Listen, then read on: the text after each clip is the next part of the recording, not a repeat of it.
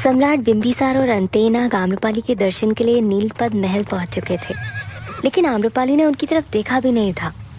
सम्राट बिंबिसार 50 गज की दूरी से आम्रपाली को देखकर उसकी सुंदरता में पूरी तरह से मंत्रमुग्ध हो चुके थे।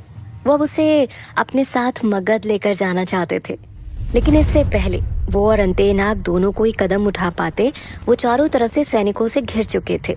तभी पीछे से राजा अपने सैनिकों के साथ आ रहे थे और एक तरफ से सेनापति अपने सैनिकों के साथ आ रहे थे। सेनापति जी ने ऊंचे स्वर में चिल्लाते हुए कहा, तुम दोनों चारों तरफ से घिर चुके हो, अभी अपने हथियार डाल दो, अन्यथा मारे जाओगे। क्या चारों तरफ से घिरे जा चुके हैं? क्या राजा को पता चल चुका था कि वो दोनों व्यापारी नहीं बल्कि सम्राट बिंबिसार और अंतेनाग है? अंतेनाग और बिंबिसार दोनों ही स्तब्ध थे। उन्होंने कभी नहीं सोचा था कि वो पकड़े जाएंगे। आम्रपाली से मिलने की वजह से जांच के समय उनके सारे हथियार रखवा दिए गए थे। सिर्फ खंजर ही वो अपने पास छुपा कर लेकर आए थे।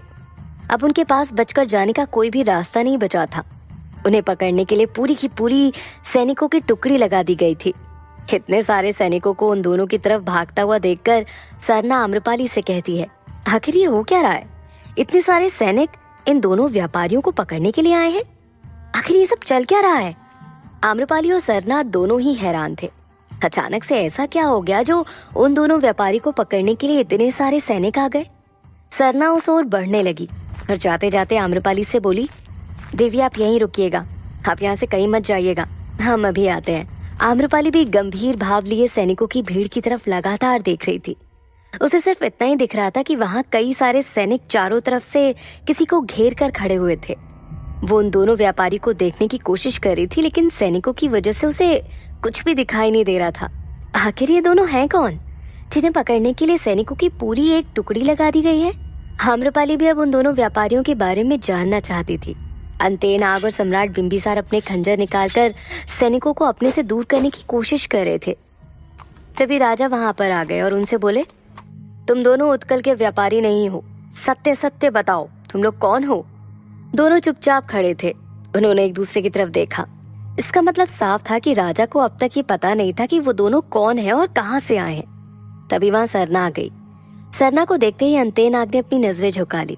अगर अब तक किसी ने उन्हें नहीं पहचाना था तो अंतेनाग नहीं चाहता था कि कोई उन्हें पहचाने, और उसकी आंख से तो उसे कोई भी पहचान सकता था। राजा ने अपनी तलवार निकाली और सम्राट बिंबिसार की गर्दन पर लगा दी। अपनी गर्दन पर तलवार देखकर बिंबिसार को राजा पर बहुत क्रोध आया। आज तक किसी ने उन पर अपनी तलवार नहीं रखी थी, लेकिन वैशाली के राजा ने उन पर तलवार रख दी थी, जो उनके सहन के बाहर था। उन्होंने अपनी आंखें बड़ी करते हुए राजा की तरफ देखा और दांत पीसते हुए कहा, खबरदार महाराज, कहीं इस तलवार की नोक आप पर भारी ना पड़ जाए। इस पर सेनापति आगे आए और क्रोध में चिल्लाते हुए बोले, तुम अपनी सीमा पार कर रहे हो बहरूपिये। अगर समय पर हमें तुम्हारा सत्य नहीं पता चलता तो न जाने तुम हमारी नाक के नीचे क्या कर जाते। वो तो भला हो हमने पता करवा लिया और सत्य सामने निकल कर आ गया कि उत्कल से कोई भी व्यापारी वैशाली नहीं आया है। तभी राजा ने कहा, हमें तो तुम पर तभी संदेह हो गया था जब तुम अपना सारा कमाया हुआ धन हमें देकर देवी आम्रपाली का सिर्फ दर्शन करना चाहते थे, परंतु हमारे वैशाली के शुभचिंतक ने समय पर आकर हमें तुम्हारे छल के बारे में बता दिया। शुभचिंतक ने? ये वैशाली का शुभचिंतक कौन था जो पहले से इन व्यापारियों के बहरूपिये होने का सत्य जानता था? अंतेनाग और सम्राट बिंबिसार दोनों ही इस बारे में सोचने लगे। आम्रपाली अब भी सरोवर के पास ही खड़ी थी और लगातार उन्हें देखने की कोशिश कर रही थी, परंतु वो उन्हें देखने में असमर्थ थी। सम्राट बिंबिसार ने राजा की तलवार अपने गर्दन से हटाते हुए कहा, महाराज, आज जो भी कुछ आपने हमारे साथ किया इसका हिसाब आपको सूद समेत चुकाना होगा। तो राजा ने कहा, सारा हिसाब तो तुम दोनों को देना होगा, वो भी हमारे बंदी गृह में। सैनिकों, इन्हें ले चलो और तब तक प्रताड़ित करो जब तक ये सत्य ना बता दें कि ये लोग हैं कौन। अंतेनाग ने अपना सिर झुकाए हुए था। सरना लगातार उसकी तरफ संदेह भरी नजरों से देख रही थी, लेकिन अंतेनाग ने एक बार भी उसकी तरफ देखने की गलती नहीं की। बिंबिसार ने राजा पर भड़कते हुए कहा, अपना निर्णय बदल लीजिए महाराज, अन्यथा जिस तरह हनुमान ने सोने की लंका जलाई थी उसी तरह आपकी वैशाली जलकर खाक ना हो जाए। बिंबिसार की आंखों में क्रोध की ज्वाला भड़क रही थी। अगर राजा ने उन्हें बंदी बनाने का निर्णय वापस नहीं लिया तो आज वैशाली में महासंग्राम होना निश्चित था।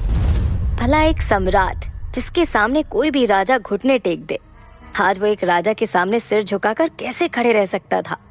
सम्राट लड़कर या तो मरते हैं या फिर जीतते हैं। हारने जैसा कोई भी शब्द उनके शब्दकोश में नहीं होता। बिंबिसार की बातों से राजा को और भी ज्यादा क्रोध आ गया।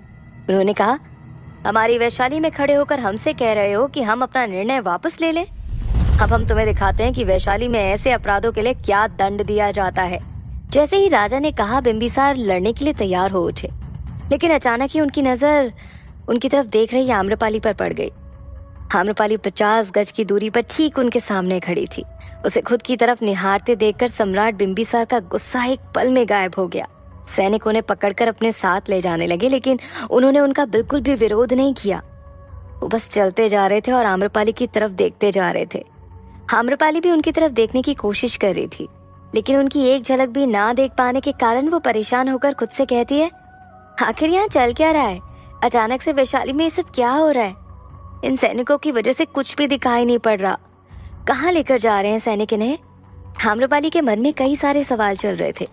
और चलते भी क्यों ना, सब कुछ ठीक चल रहा था और अचानक सब कुछ बदल सा गया। वो लगातार उन्हें देखने की कोशिश कर रही थी और सैनिक बिंबिसार और अंतेनाग को लेकर उसके पीछे पीछे चल रहे थे। बिंबिसार आम्रपाली को देखते हुए जा रहे थे। चलते चलते उन्होंने कहा, आम्रपाली, हम वापस आएंगे। तभी आम्रपाली की नजर सम्राट बिंबिसार पर पड़ी। वो उनका चेहरा एक झलक देख पाई थी कि एक बार फिर बिंबिसार सैनिकों के भीड़ में गुम हो गए।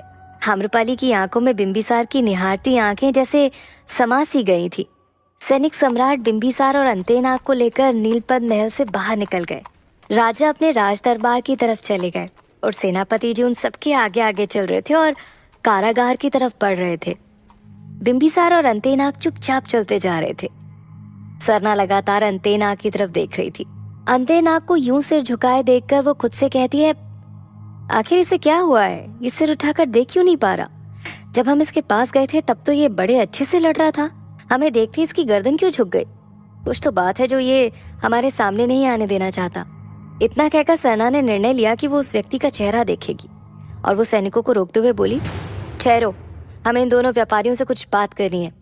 सरना को अपने करीब आता देखकर अंतेनाग घबरा गया। ऐसा नहीं था कि वो उसे लड़ नहीं सकता था, वो बस इसलिए चुप था ताकि सम्राट बिंबिसार का सत्य सबके सामने ना आ जाए। अंतेनाग के सामने आकर सरना ने कड़क स्वर में उससे कहा, हमारी तरफ देखो। अंतेनाग सकपका गया। सम्राट बिंबिसार भी सरना की तरफ ध्यान से देख रहे थे। वो भी जानते थे कि सरना एक बार में अंतेनाग को पहचान जाएगी।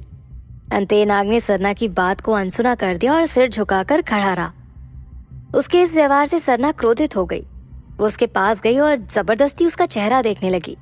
अंतेनाग अपनी नजरें फेर रहा था, लेकिन वो कब तक खुद को बचा पाता भला। सरना ने भी ठान लिया था कि वो उसका चेहरा देखे बिना नहीं रहेगी, लेकिन इससे पहले वो उसे देख पाती, नीलपद महल के बाहर एक जोरदार धमाका हुआ। सरना के साथ साथ सैनिकों की नजर उन दोनों से हटकर उस धमाके की तरफ चली गई।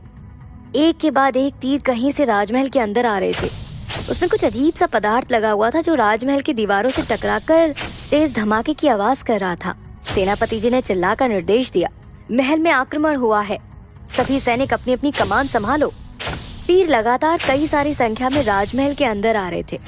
ऐसा प्रतीत हो रहा था जैसे महल के बाहर कई सारे सैनिक तीर चला रहे हैं। कुछ सैनिक जो बिंबिसार और अंतेनाग के पास खड़े थे, उनको छोड़कर बाकी सब आक्रमण के लिए भाग गए। सरना ने भी उस वक्त उन्हें जाने दिया और अपनी तलवार लेकर लड़ने चली गई।